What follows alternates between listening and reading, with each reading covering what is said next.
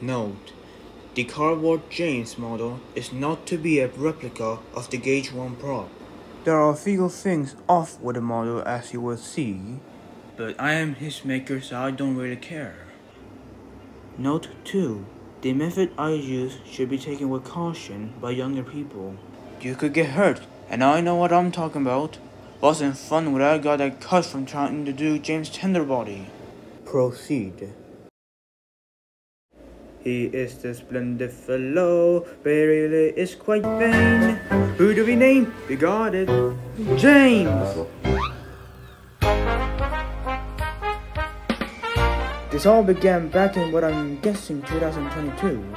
It was my birthday and I got a remote control train, which now doesn't work. It came in a box that had 2 mini boxes in it. I also happened to have a toilet paper roll at the same time. Then it clicked. Hey, I could make an engine out of this. But which engine would I pick? Well, James, of course. At the time I didn't have a James. I would later get a Nakayoshi James, but I didn't know I would. So with the help of my sister, we started on James' frame, footplate, boiler, bell pair firebox, and his cab. His footplate and frame were connected. The same happened with his firebox and the cab. Things were going well. And then James took a backseat. I lost motivation undoing him. I already got a James, so why did I have to make a cardboard one? Also, I'm lazy. So for the longest time, he was awaiting completion. That was until the 25th of May 2024. I randomly went and brought him out. He was in pieces, so there was work that I had to do. The first thing I did was remove the tape on his cylinder saddle, this thing, and glue it together. And then I glued his cap to the footplate. And then came the boiler, and he was looking good. Later I made some splashes, and then came the smoke box door. It was tricky gluing it, but I did it, despite there being a hole, but whatever. And then it came to his funnel. Now originally I wasn't sure how to do it, but after seeing one of my friends, Manny, of how he did his James, and I saw he made a hole in the smoke box and used a straw as a funnel, I was inspired, so I did the same with my own James. Made a hole and put a straw in it. Fitted perfectly. So I did the same with his dome, but I had to modify it, hence why it looked like that. And then I painted the splashes. As you see, I did an alright job, though slip up a few times.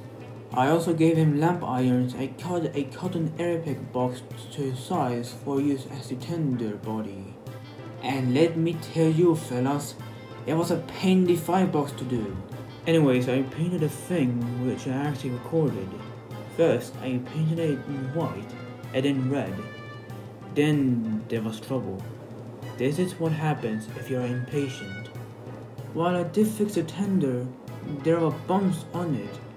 Maybe one day I will fix it, but not now.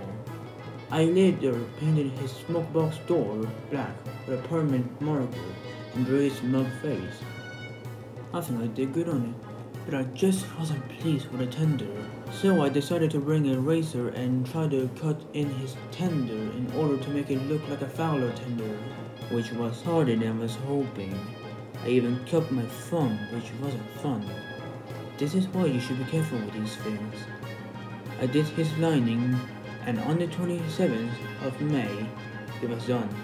There also happened to be a rainbow at the time, which I just had to take a picture with James.